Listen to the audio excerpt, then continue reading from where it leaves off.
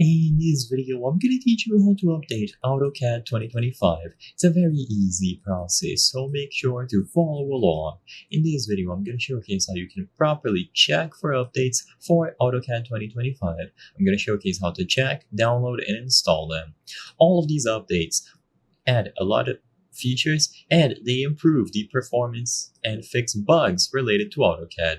You will find them by using the Autodesk desktop application. So look for ADA or Autodesk desktop application on your PC and open it up.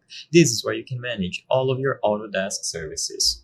Now, when you open this, there might be an update required to the desktop app itself. If this is the case, then just choose the option to exit and update, and this will be performed automatically.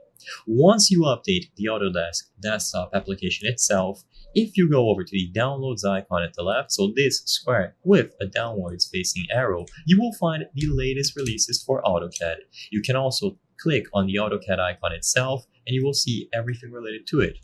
If you see an update to AutoCAD 2025, all that you have to do is choose the option to update. You can read the release notes if you would like to see what features it introduced, and afterwards choose the option to update.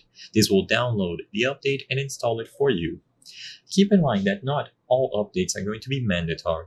If you believe that you don't need a particular feature included here, then you can just opt to skip this update.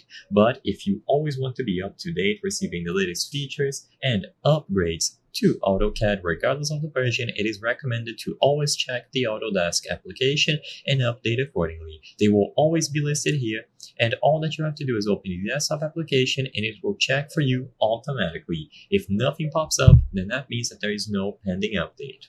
I hope I was able to help you on how to update AutoCAD 2025. If this video helped you, please be sure to leave a like and subscribe for more very easy tips. Thank you for watching.